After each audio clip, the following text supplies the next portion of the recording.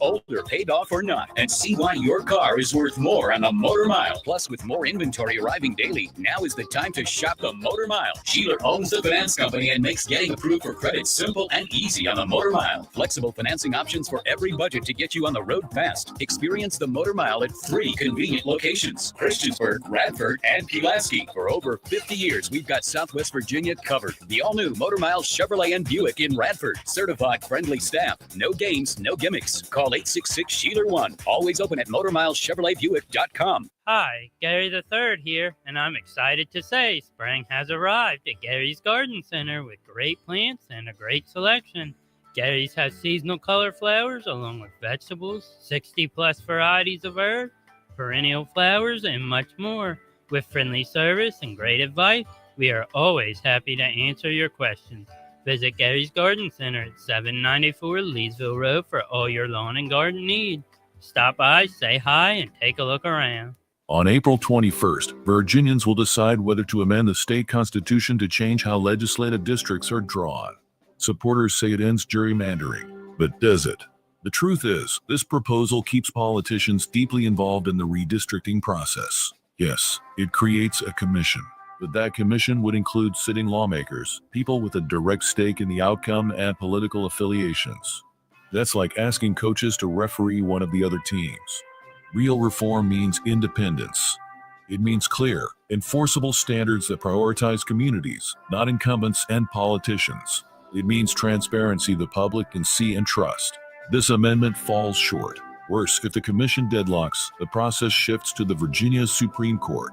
That may sound reassuring, but it pushes political decisions into the judicial branch, hardly the clean, citizen-driven solution voters were promised. Virginians deserve a system where communities are kept intact, competition is encouraged, and voters, not politicians, decide elections. Gerrymandering is a serious issue. It distorts representation and weakens trust. But writing a flawed system into our state constitution isn't the answer. This amendment doesn't go far enough. It risks locking in a flawed compromise for decades. Virginia can and should do better. On April 21st, vote no and demand true redistricting reform. This is an editorial from the Virginia Talk Radio Network.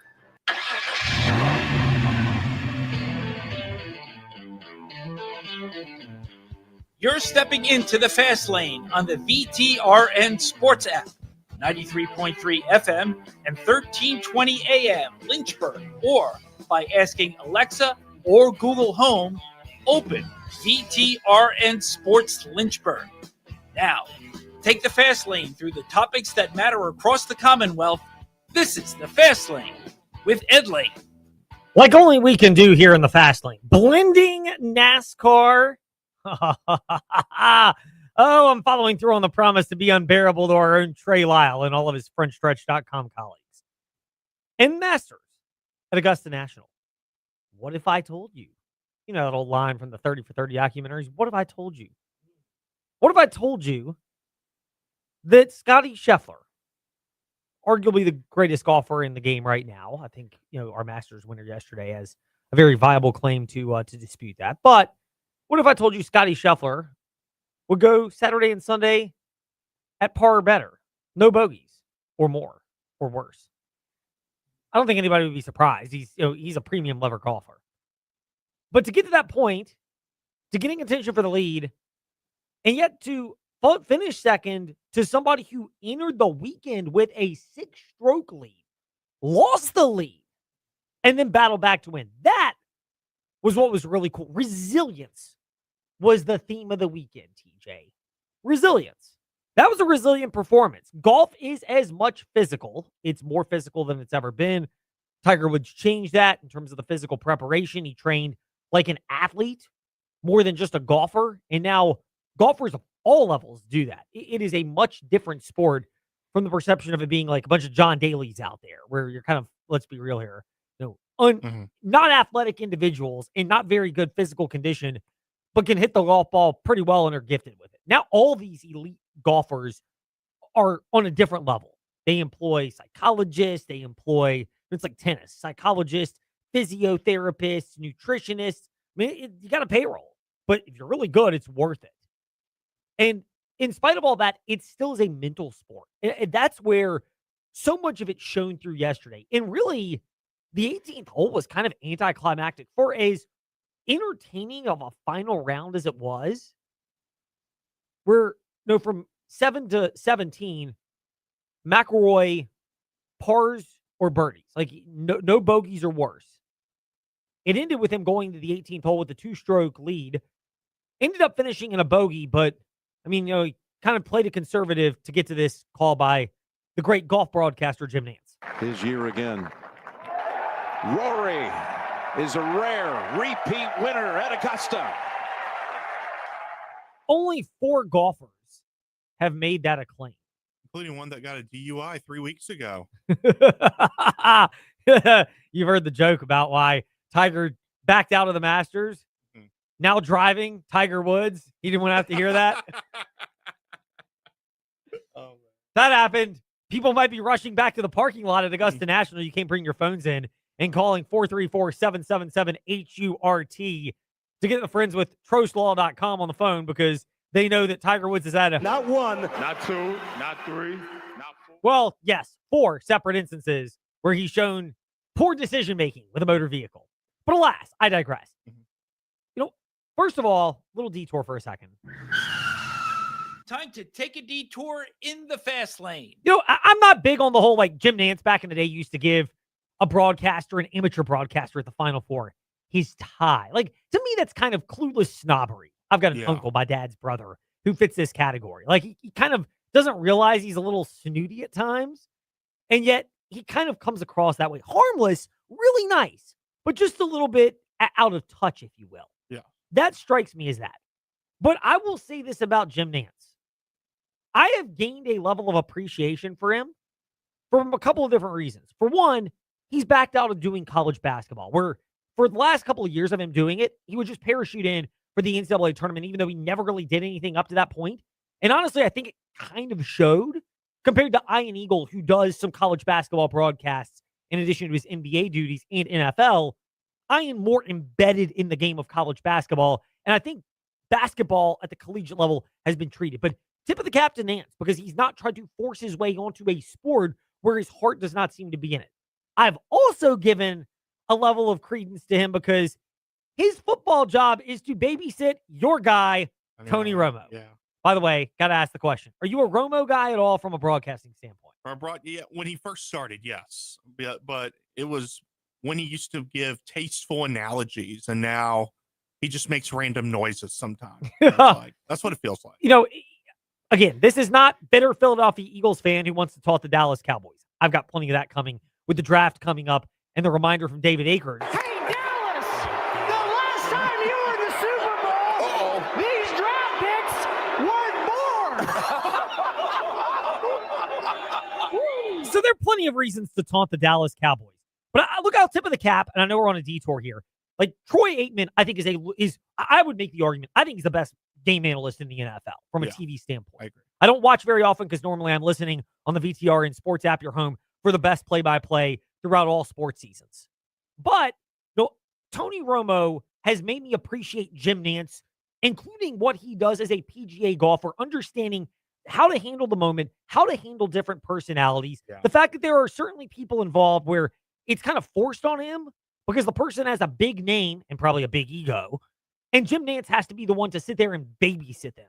And yet, it is not diminished, I think, the caliber of an announcer he is from a golf standpoint. Mm-hmm. And I don't know what else there was for him to say about Rory McIlroy. Rory, the rare repeat winner. I think it's more rare because of how Rory played, had the lead going into the weekend, lost the lead, by the way, to an ACC guy. Potentially unnecessary detour. Let's get back on the road in the fast lane. You're right. Cam Young from Wake Forest was in the mix. Scotty Scheffler, whenever he's lurking, there's some of that. Gosh. Oh, exactly. That's the reaction I think a lot of golfers have is, oh gosh, or some other word that we can't say here or choose not to be family friendly. But Phil wasn't competing, I didn't think, right? No, Phil, first time since 94 with no Tiger or Phil. Wow. And yet, you got the drive on 12 for McIlroy. You had 15 where he stepped up and had a couple of big shots there. And, it was risky, but it was smart calculated risks. And people underestimate the level of, we touched on the mental aspect of golf, but some of it's just going in. This is Rory McIlroy getting his usher on and confessing this about his mindset entering the Masters this year. My parting message last year was, I can't wait to come back next year and put the green jacket on myself. I wasn't quite correct because the chairman did it, but I did want to come back here and prove last year wasn't a fluke. If you've accomplished something once, I'm fortunate to say I've won some races before. I've achieved some accomplishments in running, and obviously that's like an ant staring up at an elephant in terms of the magnitude. Me being the ant, these professionals being the elephant. I mean, it pales in comparison. But when you're competitive and you care, sometimes the first time is the hardest because you don't have proof of concept, but the second time can be equally challenging because you want to prove the first time wasn't a fluke. And to the outside, people rarely think that from the outside. But in the inside, you're often thinking that. And then you have the lead and you lose it. That's where the resilience of Rory McIlroy really shone. Because he admitted this afterwards. Again, he got his usher on. The first clip we played was from the Green Jacket ceremony presentation. But the next one was at the press conference afterwards.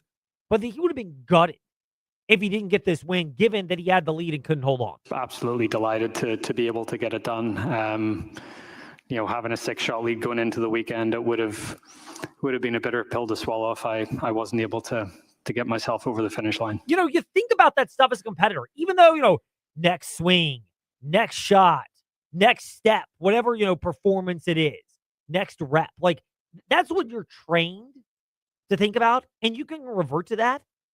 But people do forget that oftentimes when you're competing, there's an element of human nature where you train as much as you can to minimize the outside noise, but the doubt monster can be very real and can creep into everybody's head. It's just how well you handle it. And that's where the resilience of Rory McIlroy was really cool. We'll get to Ty Gibbs in just a moment. All the haters, so many of them out there. He proved all of them wrong. We need more on that in a second. But I think Rory brought up something about what he learned from this win that applies to those of us who love sports for what it can show for us from a resiliency standpoint. Good things come to those who wait, maybe.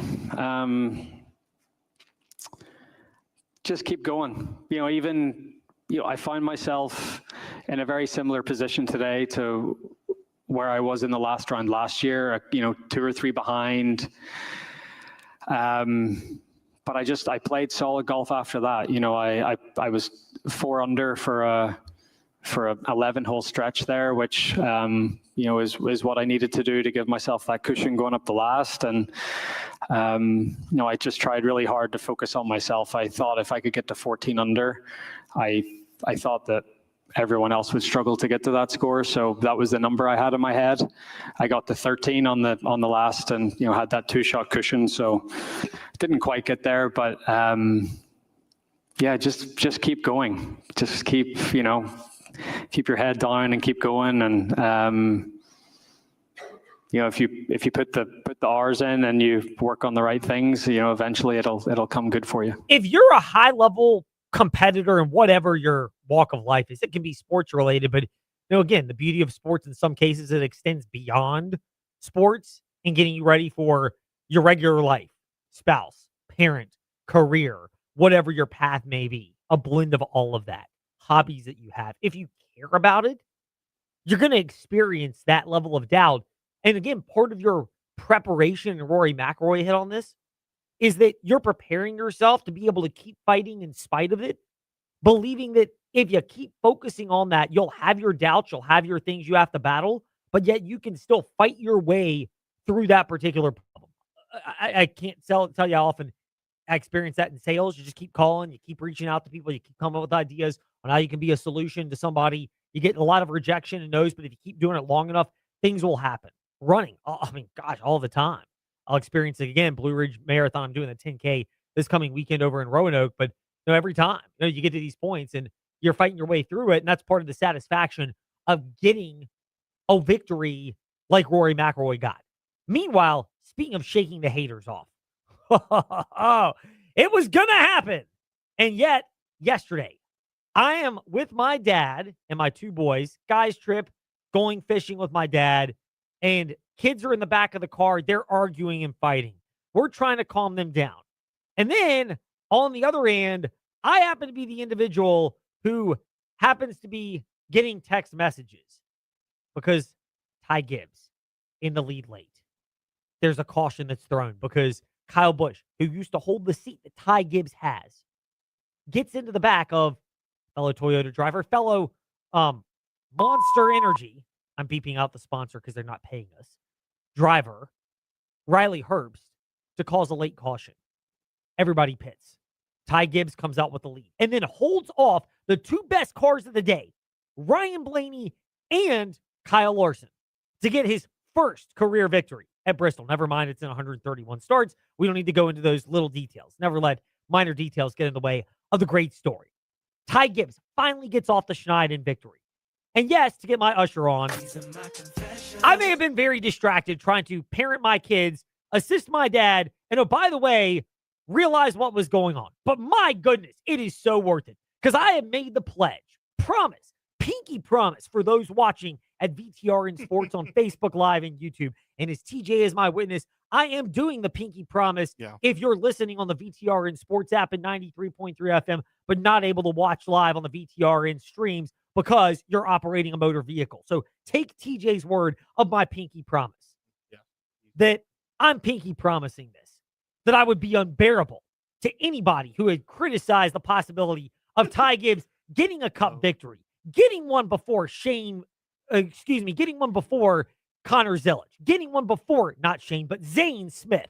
Hello, Trey Lyle. As if your hangover from the bachelor party weekend wasn't worse enough. Now you get to deal with me. And oh, by the way, all your FrenchStretch.com colleagues wondering why I'm adding everybody. Because as Deion Sanders, better known as Coach Prime, reminds us, and guess what? We keep receiving. Darn right we do. To the point where last night, everybody had to know what was going on. Yes, Rory McIlroy winning the Masters was the big story nationally. Probably locally for a lot of people too. But yes, in spite of that, Siri knows what happened. Hey Siri, who won the NASCAR race today? Ty Gibbs took home the trophy at the 2026 Food City 500. And like a good dad, you can hear me ignoring my kids in the background because it was that important to remind everybody that Ty Gibbs finally got his first cup victory, TJ. It happened yesterday, and I have to be unbearable to the point where Trey Lyle, when he comes back tomorrow in the morning warm-up, if he is not leading his show off discussing it, it's going to have to happen. I'm going to go ahead and forewarn Trey that I'm going to have to be the one that may have to exert Lots of power and give him a hard time. Call into the show tomorrow, Ed. It might have to happen. I'm already slated to be on the Front Stretch Happy Hour podcast. They're men of their word. They follow through on that pinky promise and said that if Ty Gibbs when he gets his first win, may have taken 130 races. Well, again, minor details. When he gets his first win, I'll get to be a guest. So I'm slated to join them 7:30 p.m. Eastern tomorrow night, French Stretch Podcast Network. Everybody should have known this was coming. This guy is an insane talent. He proved it by winning at Bristol against Kyle Larson and Ryan Blaney. Three combined Cup Series championships between them. Previous Bristol winners, previous dominators, and Ty Gibbs holds them off and gets it done. Heck, French Stretch alum Tino Patino, he knew what was going on. Couldn't Ty Gibbs get his first career victory? Blaney goes slow. He's been dominating all day. It's going to be a final finish to the line. And Ty Gibbs gets it done at Bristol. First career win for Ty Gibbs. We called it out. T54, my man. Let's go. Hey, he gets the sword. Yes. Ty Gibbs at Bristol, baby. Oh, my gosh. Because I couldn't actually scream like that in the car while trying to discipline my kids and enjoy some time with them and my dad. They were fighting in the back seat, to be real, to be truthful on this. So that happened. Ed, you want to hear a fun fact? What? Obviously Ty Gibbs. Oh, yeah. Kyle Busch's place. Yes. Right? Kyle Busch, who went to be with Austin Dillon over at Richard RCR. Childress Racing, yes. So Ty Gibbs winning this race. Ty Gibbs won his first race before Kyle Busch won a race with RCR since he left Gibbs Racing. Yeah, well, for the first, except for 2023. Right. He won in 2023, but has not won since then. Right. And since then, Ty Gibbs has won more races than Kyle Busch has. Yeah. Just a reminder. He has a victory. He has more victories in the Cup Series level than Connor Zilish or Zane Smith or Carson Hocevar or all these other people that all these haters kept coming out in the works. And never mind, it took Ty Gibbs 130 races. Never mind, it took him being called out in public for being immature and showing up late to meetings. Yes, never let those facts, which are facts, get in the way of a good story. Oh, Trenton Worsham was there to witness history and will join us in covering the Commonwealth Part 2. We'll have to wait on that, though. Look, was this a good race? Duh! Yeah, it's awesome. It's awesome what you can do with great people, and to be in this position is great. I would love for my father to see this, but I know he knew it was going to happen and expected it as well. So, it was a great day for us. My 54 boys didn't give up. Pit crew is just amazing. This is our family. And it's been great. So, this is such a great deal. Very honored to be in this situation. Thank you for Monster Energy. Been with me my whole career. Thank you for Mitch Covington, Dave Gallen, Helton, everybody a part of it that's been, they've been with me since I was a kid. So I really appreciate this. Woo! Woo! Yeah! And yes, we beat out the sponsor because... Oh, 100%. You? You know me, petulant old head Lane here. Got to do it, TJ. Yeah. I mean, it's totally necessary. But hey, look, said company can go on insaneradiodeals.com and get one of our package deals for what, $450, I believe? We got the advertising packages for specials, at insaneradiodeals.com. They could trade out their product and we could sell it on insaneradiodeals.com and they could get advertising from it and we could make a little bit of money like we do with so many other great people and invite our customers to like their product, to love their product, as we're doing for so many businesses and are fortunate enough to do it. We're even putting up the love heart symbol with the fingers and the thumbs pointed down for those watching at VTR in Sports on Facebook Live and YouTube. It was an awesome race weekend. It really was. Maybe not the best race aesthetically speaking, but if you're asking me, was it a good race? You know the answer to it. Duh, it absolutely was. When we return to the fast lane, it was also a great weekend for Virginia athletics. Baseball, series victory at Notre Dame. Softball, fought hard, but lost 2 of 3 after getting a victory Friday. They dropped the Saturday and Sunday to Virginia Tech. But basketball, men's basketball, huge weekend. One more player returning. All of that with Jerry Ratcliffe and covering the Commonwealth, plus JMU Dukes with Shane Metlin and NFL Draft Talk. Ruben Bain, stock falling. How does this impact the Washington Commanders? Seawall will weigh in. All that's still to come on the VTR in Sports app and ask that smart speaker, open VTR in Sports. Mark Dalton here with the Terry Auto Group. If you don't love your car, then you're simply just driving the wrong one. At Terry Volkswagen, Terry Subaru, Terry Auto Outlet, and the Terry Clearance Center, we've got the perfect new or used car for you.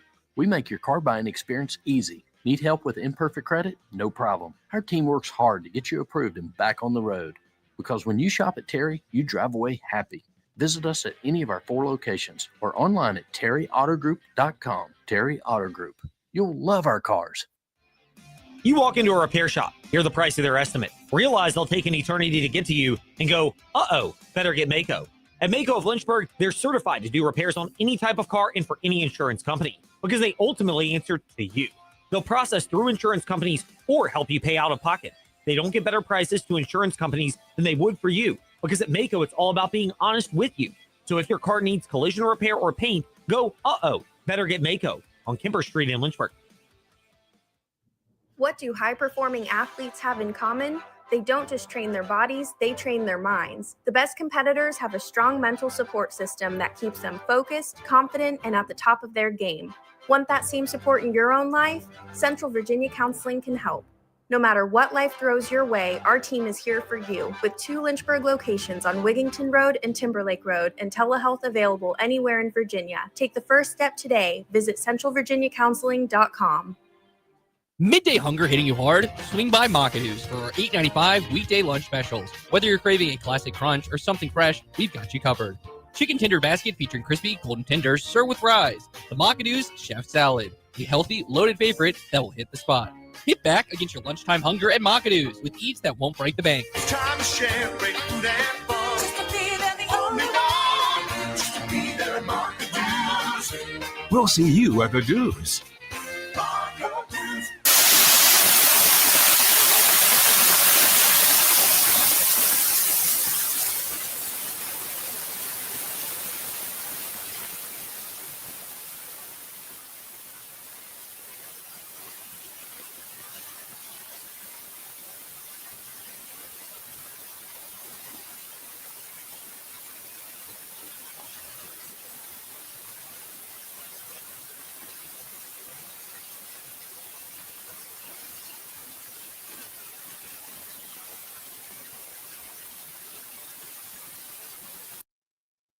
Looking for everything happening in and around Central Virginia that used to be in the morning paper? Start your day at the lynchburgportal.com. Get the latest news updates from Bill Trevero, plus up-to-date weather from VTRN's own in-house meteorologist, Matt Ferguson. So you're always in the know before you head out the door. Want to listen on the go? Stream classic hits on Rewind 103.9. Get breaking local news on WIQO, or catch the best sports talk and play-by-play on VTRN Sports, powered by ESPN Radio, all right from the portal. Looking to save? Check out insane radio deals for great local discounts, or explore local podcasts featuring the voices and stories that make our community special. Plus, connect with local businesses through the Lynchburg Business Alliance directory and stay in the loop on the latest events from Lynchburg Tourism. It's all right here. Local news, weather, sports, deals, and more at the lynchburgportal.com, your gateway to everything Lynchburg.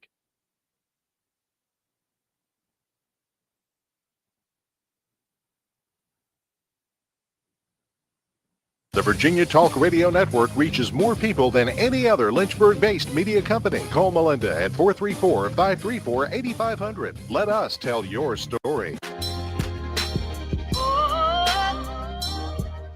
Step into the Fast Lane 24/7 at Trey Lyle VT and Fast Lane Ed Lane on Facebook, Twitter, Instagram, YouTube, and wherever you listen to podcasts. Now, back to the Fast Lane.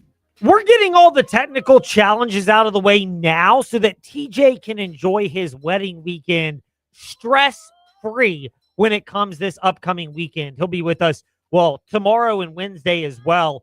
Thursday, he's filling in for me. I've got a church obligation that night. And then Friday, it'll be Evan with me in the Fast Lane. You heard Evan a week or two ago, and he'll be returning to us in the Fast Lane. And then TJ is off for next week, draft week, because he is going to be honeymooning with his lovely bride-to-be. Well, they will be brides at this point, but not now, Brenda. So we're getting all the bad juju out of the way now, so later this week it can all go smoothly. By the way, you can just hop on the mic and tell me who we've got right now. Jerry Ratcliffe of UVA. My man. Well, you know where we're beginning covering the Commonwealth.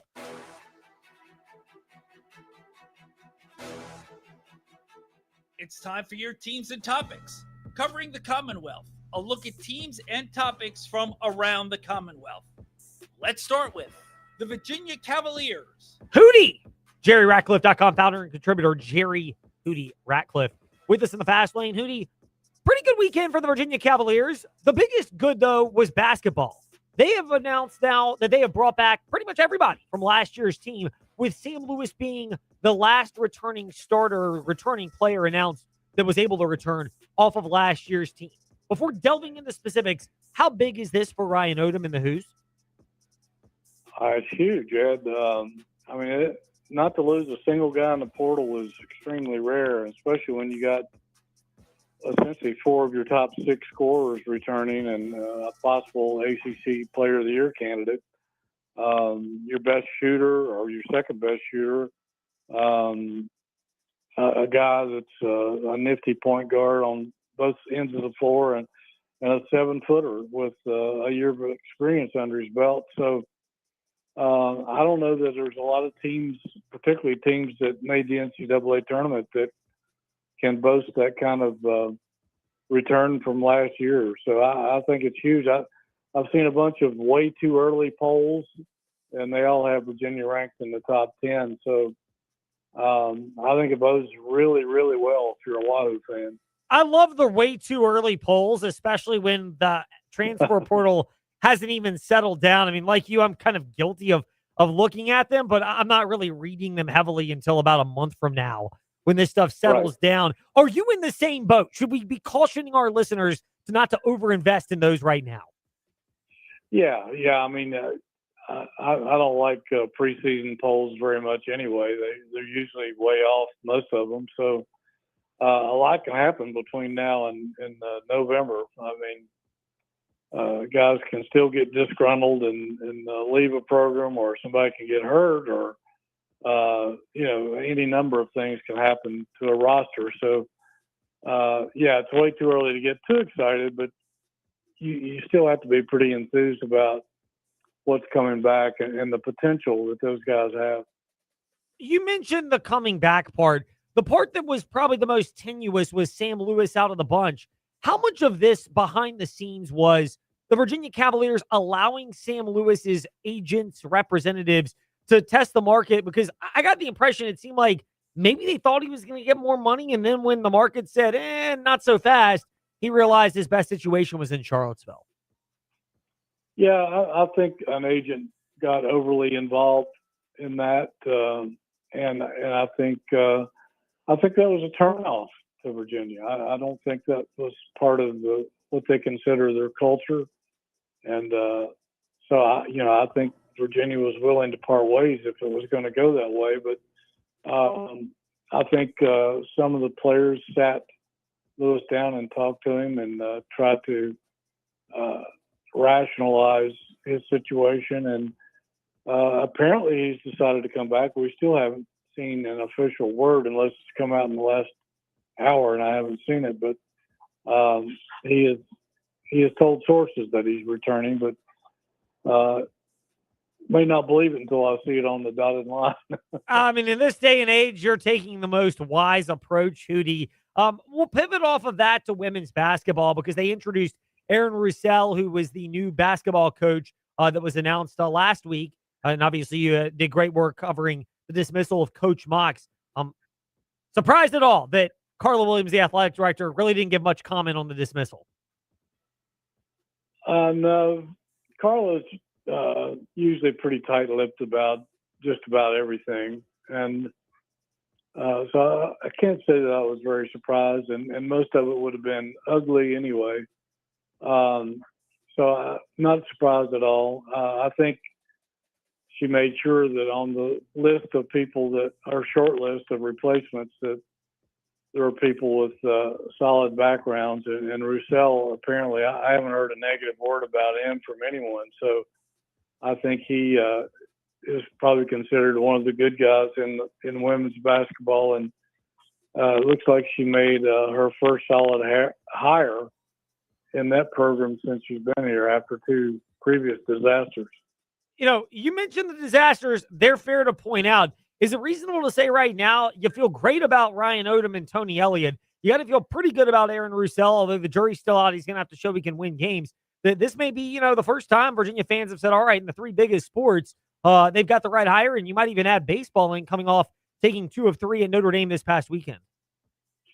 Yeah, Chris Pollard was a no-brainer. He was a solid hire, and I would argue they're probably the third most popular sport at UVA. Then you got women's basketball and lacrosse and some of the other spring sports. But, I think she's pretty solid across the board on her coaching staff. A lot of them have been there for a long time and been very successful, even on the national level. And I think Virginia is in pretty good shape there. I think they're number 3 in the Directors' Cup standings after winter sports. So spring is usually one of their strongest areas. So I think she's got to be pretty happy with the overall health of the program right now. We're always happy with the insight of Jerry Ratcliffe. You can find it at jerryratcliffe.com. Hootie, thank you for sharing some of that with us today here in the Fast Lane. Glad to be with you. Thank you, brother. Our pleasure. Now to the JMU Dukes. A little bit of a different order. TJ, again, like I told you, we're working through the bad juju of technical difficulties so that later in the week, when it matters the most, you hosting on Thursday, more importantly, your wedding on Saturday, you'll be in a good spot. We're in a good spot now because we get to talk JMU Dukes with Shane Metlin of DNRonline.com, who's with us here in the Fast Lane. Shane, great to be speaking with you. It's close, but now it's not apparently across the finish line. Louisiana Tech leaving Conference USA and heading to the Sun Belt for that July 1, 2026 start date. How close are we to this being a done deal? It sounds like it's pretty close. I mean, I haven't, heard the exact details or anything yet, but when those things start leaking in the national media, that like it's close to it, or they're reaching a resolution or things like that, it usually means that it's just about a done deal, and it's kind of the expected result too. I mean, it's just always been kind of a matter of how much Louisiana Tech end up paying to get out of Conference USA, not whether or not they'd actually play a Conference USA schedule next year. Yeah, I mean, that seemed like what it was ultimately boiling down to. It seems like everybody's figured this out as well. JMU Dukes, does this help them at least be able to solidify where their football schedule is going? Not that it's officially done, but I would imagine if you're in the Dukes administration, you're bracing that Louisiana Tech will be in the Sun Belt. Yeah, and I think it was always pretty easy for JMU because they didn't have Louisiana Tech on the schedule necessarily. I'm sure the Sun Belt had sent out the contingency schedule to their members to know who they'd be playing instead if things didn't go their way. But like I said, I don't think it's ever anything that any Sun Belt AD, including JMU's Matt Roan, lost sleep over wondering if they weren't going to have Louisiana Tech. I think that was always going to happen. Do you believe now that JMU could get a stud from Jackson State? Not Coach Prime or anybody in his family. Obviously, Travis Hunter's off to the NFL where it looks like he'll play cornerback, not wide receiver. We're not talking about those people. We can touch on that later. Instead, we're touching on Deshaun Ruffin of Jackson State. He's in the portal and has been connected to JMU. Division II standout Dallas Dillard is also in that conversation as well. Do you believe these are players that likely will wind up in Harrisonburg?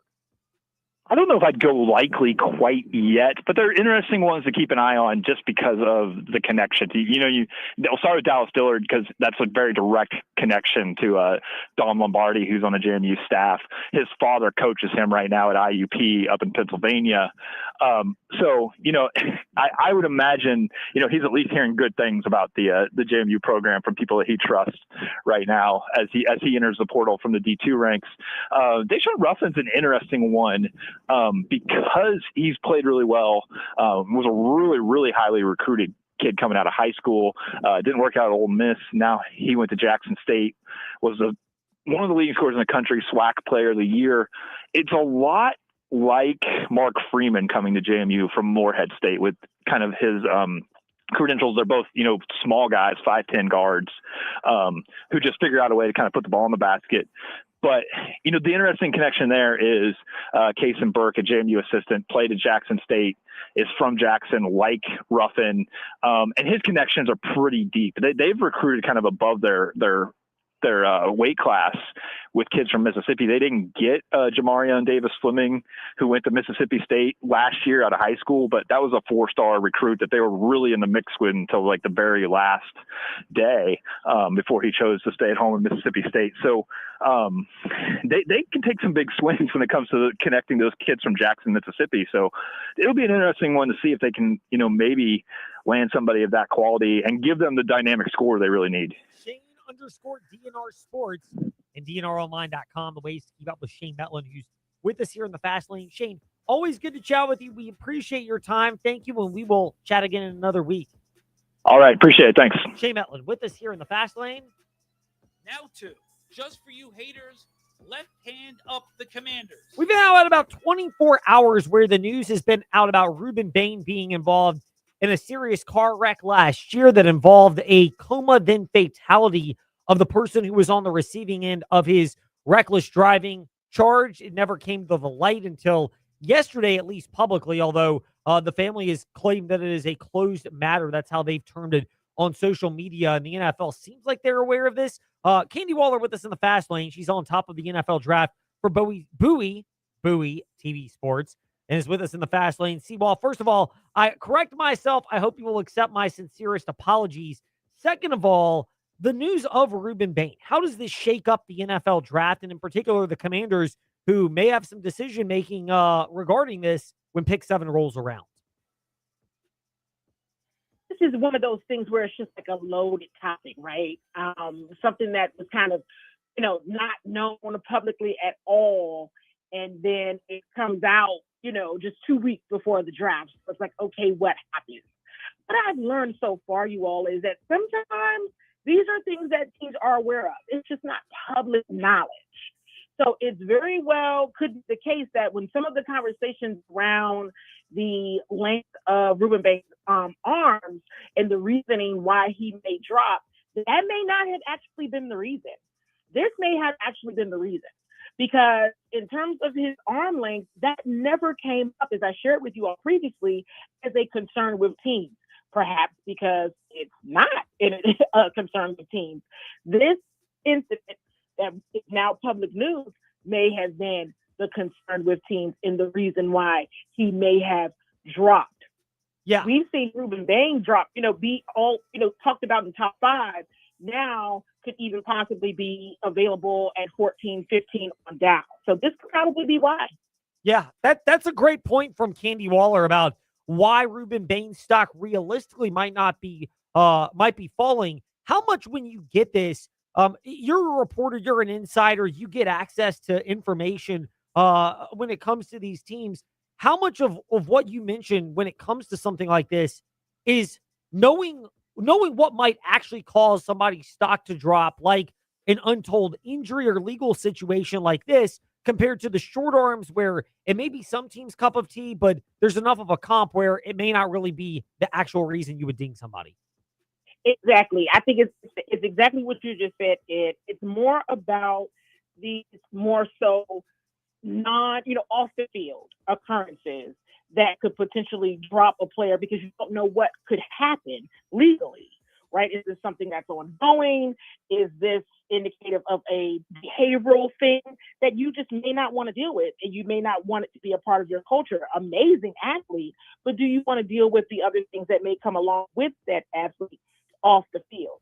So that's probably more so it comes along with when I've learned, to your point, that some of these players, it's something that, they start getting scouted very early. So those types of things aren't known. It's more of the off the field things that would potentially cause more caution than not for teams. Candy Waller with us here in the Fast Lane. Seawall, great to be speaking with you. Daniel Jeremiah was on SportsCenter last night. He's a respected NFL draft expert, and he was on with Rich Eisen. You hear them regularly on the Rich Eisen Show, noon to 3, right here on the VTRN Sports app and 93.3 FM in Lynchburg. And he had the Commanders trading out of 7 back to the 16th pick of the Jets and collecting the 44th pick as well. I know the teams don't want to trade 2027 picks, but if I'm the Commanders and I'm getting out of 7, would you almost rather get one of those picks next year? Would you trade back to 16? If you're trading back, what would it take for the Commanders to be willing to trade back and accrue some extra picks, which they might want to do? What that would signal to me, Ed, if they did that. Now, I've shared with you all before, I am not an advocate for them trading out. I'm not a trading back. But what it would say to me is that they must be going wide receiver because you can't get a wide receiver. You can get something, you can. I'm thinking still they're going more defense, and based on the talent defensively that, will be present that night in Pittsburgh for the NFL draft, I think they should stay put. But if they do that, let me know they want a second rounder, which they need. They don't have a second rounder due to the Laramie Tunsil trade, which Adam Peters told us in Phoenix that he was all good with that because they got Laramie.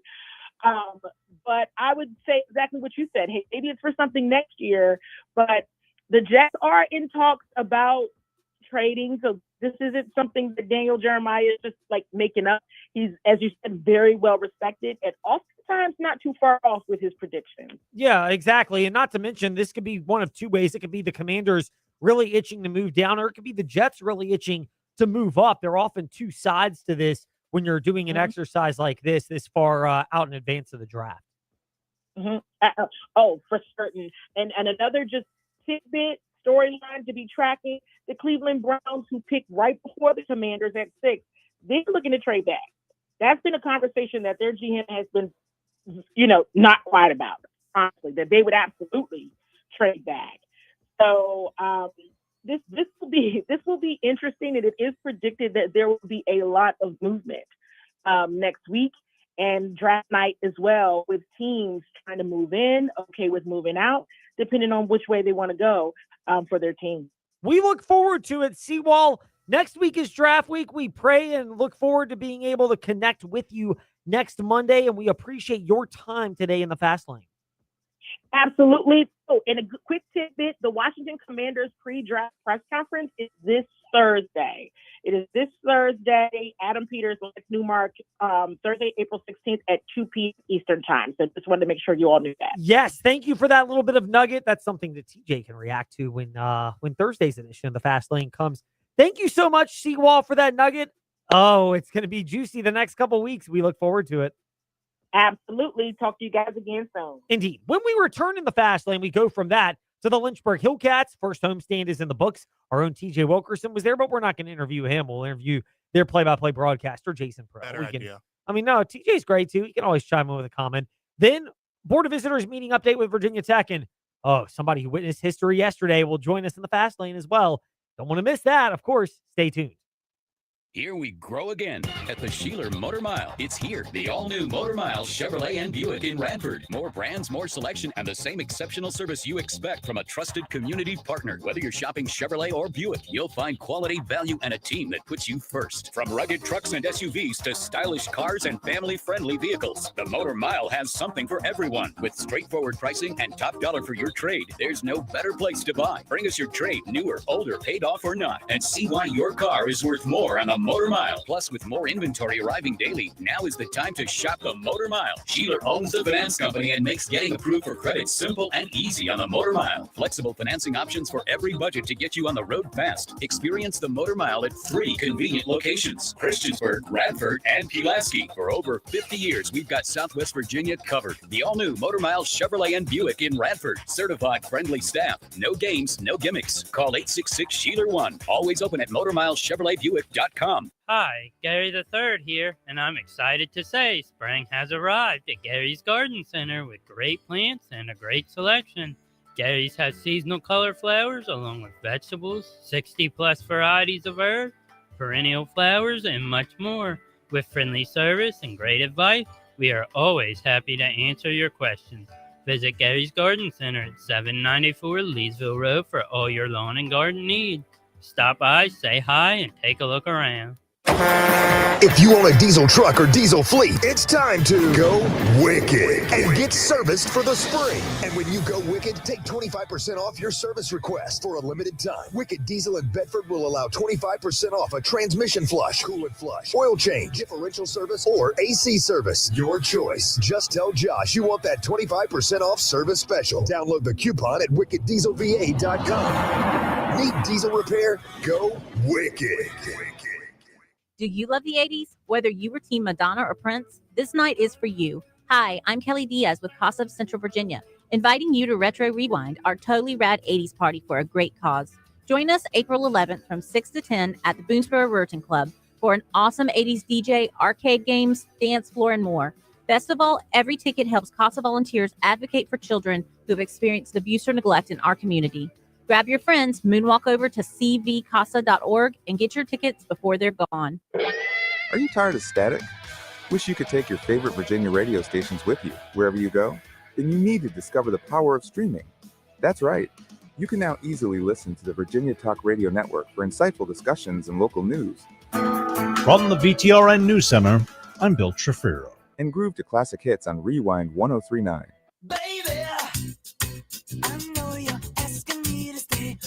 All from your smartphone, tablet, or computer. No more fiddling with the dial. Just download your favorite radio app. Search for Virginia Talk Radio Network or Rewind 1039, and you're ready to go. Stay connected with your community. Good morning. This is Kimberly McBroom in the WDPJ 7 Newsroom with our Virginia Talk Radio Network news update. And enjoy the music you love, anytime, anywhere. Streaming the Virginia Talk Radio Network and Rewind 1039. It's that easy. Virginia Talk Radio Network. Rewind 1039. Now streaming.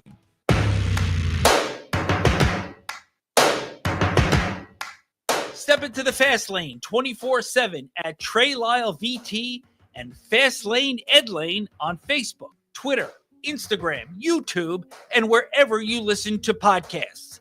Now, back to the Fast Lane.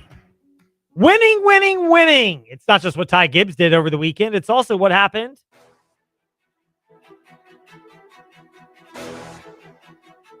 It's time for your teams and topics. Covering the Commonwealth. A look at teams and topics from around the Commonwealth. Let's start with The Hill City Howlers. They dropped the first one to the Fred Nats, and then they won 4 out of the next 5 games, including sweeps of Friday, Saturday, and Sunday. Saturday night, kids' night, it was a success for Casa. I was over at Casa's Retro Rewind 80s night. TJ was over at City Stadium throughout much of the week for the Hill City Howlers. Their 8-4 victory Saturday against Fredericksburg. They topped it off with a 5-2 win yesterday against the Fred Nats as well. Jason Prill, broadcaster for the Howlers and with us in the fast lane. Jason, overall, is this an understatement? Is it an understatement to say it was a successful home opener? Yeah, I think it was a great first series. I don't know if it's an understatement, but I don't want to overstate the importance either. But Fredericksburg is a very talented team. I mean, they have guys, including the number 1 overall pick from last year in Eli Willits. They have Luke Dickerson, who's another top 10 guy in their organization. They have a lot of talent, especially in that lineup. And the Howlers pitching staff had an outstanding week, minus 1 or 2 hiccups, but they racked up the strikeouts against a very strong lineup. They pieced together timely hits. They worked walks. They struck out a little bit too much for most people's liking, but winning 4 out of 6 against the team that a lot of people were thinking would probably win the first half in the Carolina League North, I'd say that's a pretty successful first homestand for the Howlers. Overall, it looked like it was really good. Pitching, is that the part that's the furthest ahead at the beginning of the season, or especially Friday, Saturday, and Sunday? Are you confident it's the bats? Yeah, I really do think it's the pitching to this point in the season. They racked up a ton of strikeouts. They had double-digit strikeouts in multiple games in this series against the Nationals, and that's a team that is, like I said, very talented. So the pitching staff really was up to the task. They didn't really blow anything. They weren't the reason for any of the losses. Most of the losses that we saw this week from the Howlers came from maybe 1 or 2 bad innings or a spiral of errors defensively. So I really think the pitching staff is off to a great start. I think they're going to be the strength of this team going forward. The offense is not bad, don't get me wrong. They have more pop than what they had in years past, but it's going to be the pitching where this team's going to earn their stripes. Jason, next up for the Hill City Howlers is not what we're going to discuss as far as next home game stands or homestands. Instead, I mean, this is a stacked volume of charitable partners and endeavors. We mentioned that April 11th, this past Saturday, was Casa Night, but pretty much every month now, there is somebody. You got Autism Awareness in May. I know Autism Awareness Month is in April, and it's awesome that you guys are extending that recognition into May, but every month there is a different charity that's being represented. How is this an instrumental part of what you and the Howlers want in terms of being able to make sure that there's an opportunity to raise funds and, more importantly, raise awareness for what these community organizations are doing? Yeah, and that's what minor league baseball is for, right? To be actively involved in the community and to be a part of the community that we're in. And that's something that the Howlers take very seriously. We want to be making a difference in our community. We don't want to just be an organization that people come to for a fun evening. We want to be people in a team that makes a difference. And so partnering with these charities and partnering with these nonprofits and partnering with these different programs that are making an impact in our community is something that we're really passionate about. You speak to anyone on our leadership team, our owner, our GM, our assistant general manager, they're all going to say the exact same thing, just the importance of engaging with the community in ways that extend beyond just bringing them into the gates. It means outreach. It means going out there and making a difference, serving, partnering. It's at the core of what we hope to do. Yes, we want to have fun. Yes, the team wants to win games. And yes, the goal is to win a championship. But if we do that without making a difference in our community, then it is a total lost cause. And so community partnerships and nonprofits and charities and making a difference for the Lynchburg community is something that our team is very passionate about. Jason, we're passionate about the Howlers and your insight. We appreciate your time today here in the Fast Lane. Absolutely. Anytime, Ed. Now to NASCAR. With Trenton Worsham of FrontStretch.com, who is with us here in the Fast Lane. Trenton, we are so thrilled to be speaking with you today. I would imagine really? The gut wrench. I was going to say the buzz has got to be palpable for him. Is he there? Let's try it again. Just cut them both. We'll get them back on in a second. They're both jammed up. You got to drop them both. All right. We'll get Trenton Worsham back on. No, TJ, we're working through all these technical issues. We'll take a breath. We know what's going on. It's wedding week. Got to get all the kinks out right now.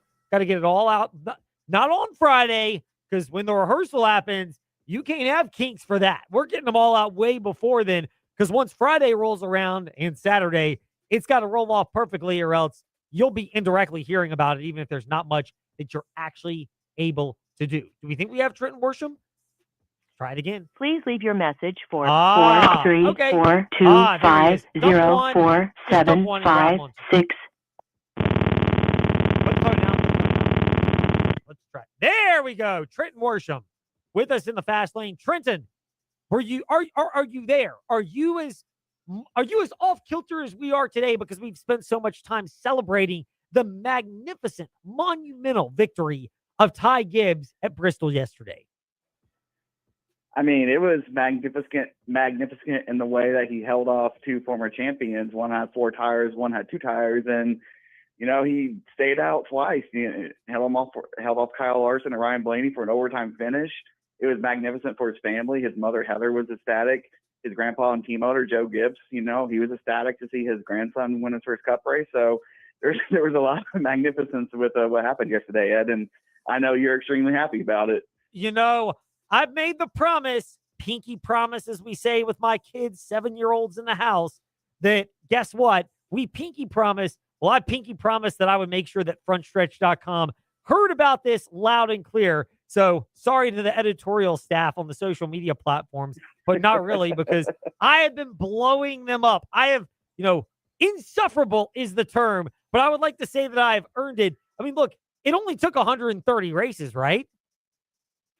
Yeah, something like that. Yeah, he's only 23 years old at the same time though, as well. So he's still very young, even though he's been in the Cup Series for a couple of years now. So, I mean, you think back about guys like Jeff Gordon, and this is around when they started hitting their stride with in their early 20s and stuff as well. So it's like, even though he's been in the Cup Series for a couple of years, this is kind of like where he should start peaking, with his age and everything. So maybe we'll see a couple more Ty Gibbs wins, down the line. All right. And I will tell you, Ed, this.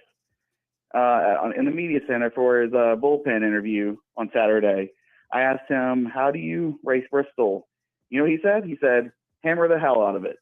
And that's exactly what he did on those old tires to get you, Ed, a win at Bristol.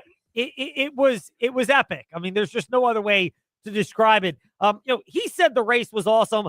You don't want to ask my opinion, because I'll classify this as an epic Bristol race from your perspective, as somebody who is not as invested in Ty Gibbs getting a victory. Where did this rank in terms of quality Bristol races? I mean, I think it's kind of what we have now. It's you can't just run up on a guy and bump him out of the way. I mean, you did have some of that with the new package. The tire fall off wasn't as much as we anticipated, but with the horsepower package, there was some bumping and comers and goers in the middle of the pack. There are some guys who drove up. I mean, obviously William Byron wasn't one. He finished like 4 laps down starting at the back. That's another story for another day. But your recording has reached the maximum length. To replay your message, press 1. To delete and re-record your message, press 3. Lock in. Which For delivery options, press 4. Well, we're having all sorts of technical difficulties to cancel today. This message, press star. To send this message now, this thing's not press even pound stopping. Or hang up. This is great. And finally have it. Okay, we will just clear the lines in just a second. So hold on. To replay your message, press 1. All right. To delete and re-record your message, press 3. For delivery options, press 4. To send a... All right.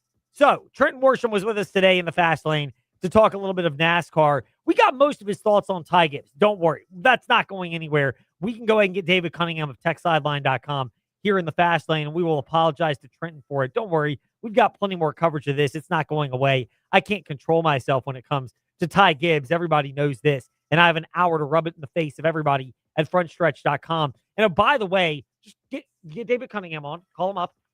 Make sure we've got him. Turn off the off switch. We are troubleshooting things today here in the fast lane. I promise we will get through this. If you want one more Ty Gibbs nugget about how ridiculous this has been, celebrating the Ty Gibbs victory, it's not just all of that. It's the fact that I did ask Siri as well. Siri knew, just right off the top, what was going on. Meanwhile, we may not know what's going on to some people's eyes, but the man who knows what's going on with the Virginia Tech Hokies, including the latest Board of Visitors meeting, David Cunningham of TechSideline.com, with us here today. in the fast lane. W227BG Timberlake, WVGM Lynchburg, WMNA, Gretna, Danville, Southside, and the VTRN Sports app. David, great to be speaking with you here in the fast lane. Speed is of the essence. That's for sure. That's what Jay Pearson said to cap off the Board of Visitors meeting for Virginia Tech earlier today. Is this embellishment, or is this something that they realize it's now or never time if you want to really jump in to the big boy world of college athletics where things are going towards the haves and have-nots? Yeah, great to be with you. I think it's a little bit more nuanced than that, I think. The context of it was them talking about NIL. And it's the quote Jay Pearson used was he talked to a coach the other day who said, we're already back behind NIL again.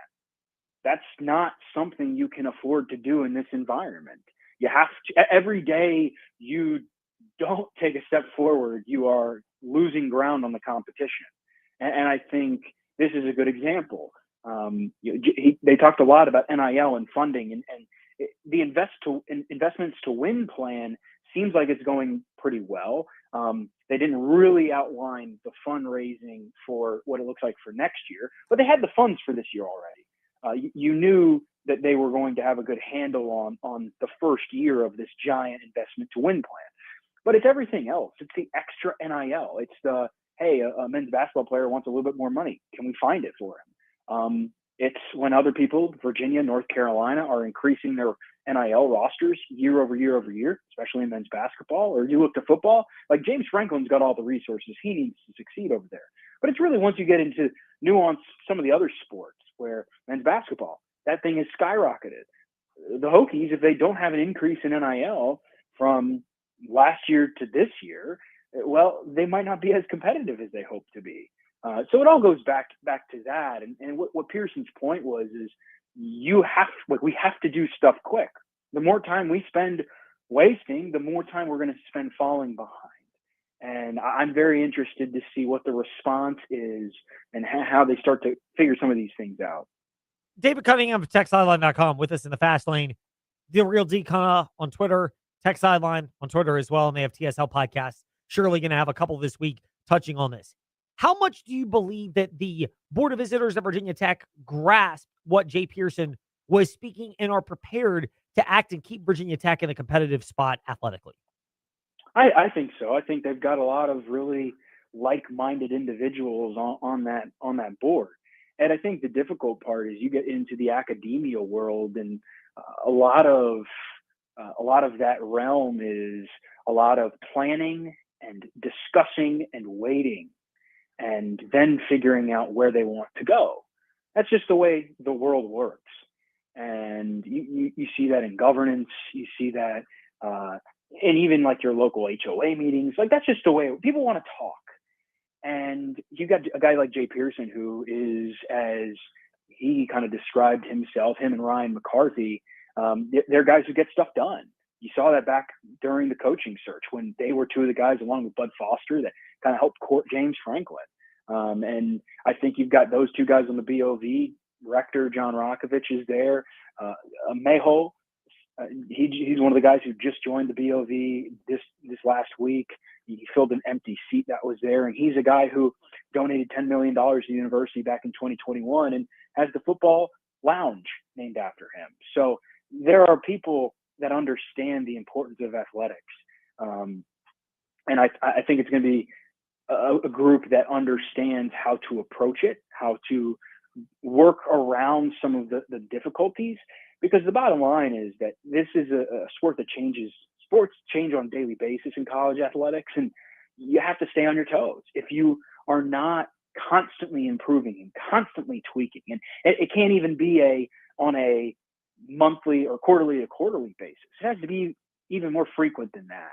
And I think that's what you're seeing. They put together an athletics investment oversight committee, which President Tim Sands kind of orchestrated back in the fall. And as they're doing this stuff, they're trying to be more hands-on with athletics. They have an athletics committee now with the Board of Visitors. They did not have that before. So you're seeing them kind of expand and want more of a grasp, especially when it comes to fundraising. And I think they're off to a good start, but it's really hard to tell what the next year looks like because, again, college athletics is just changing so much. It's really hard to get kind of a foothold. And President Sands said as much today. Really hard to get a foothold on what exactly it's going to look like a year or two down the road when it's changed so much even in the last 2 years. I don't pretend to be an expert at all on President Tim Sands or his impending departure from the university. I'll ask this as blankly as possible, and including information you may have gathered, whether it's from the presentation at the meeting today or just overhearing and conversing with others. How does President Sands' impending departure impact Virginia Tech athletics? A lot, Ed, because Tim Sands and Whit Babcock have been working together for about a dozen years. They are currently the longest tenured Power 4 president and athletic director combination. They have been around and worked together for so long that I think what you will see is once Virginia Tech finds its next president, whenever that may be, and I would expect it honestly to be done very soon. I mean, when I say that, I mean in the next 2 months. I think by the end of June, you will have a new president in there at Virginia Tech because of the Board of Visitors cycling over starting July 1. But as soon as that happens, my guess would be that a new president comes in and reevaluates the situation. And to be frank, Ed, we're talking about an athletic director in Whit Babcock that, yes, while he had a big hand in hiring James Franklin, it wasn't like he was trusted, hey, go hire him yourself. I think he's kind of been handicapped a little bit and is not necessarily as well-rounded as he was before earlier in his tenure when you saw him hire people like Kenny Brooks, Buzz Williams, right? Hires that have worked out. There have been a bunch who have not. But I think there are ripple effects for the athletic department as a whole because the next president who comes in probably might want to hire a new athletic director, and then all of a sudden you're looking at, oh man, we might be restructuring the entire athletic department. So I think you see change coming, change writing on the wall. We'll be interested to keep an eye on that. And, you know, whoever the president is, when that happens, that'll be kind of the first domino effect that falls. And it'll be interesting to see where everything else falls in place. But Babcock's been here for a dozen years. And when you're here at one place for such a long time, I think it becomes stale a little bit and you need some fresh blood. And it'll be interesting to see if the new president decides he wants to go a different route.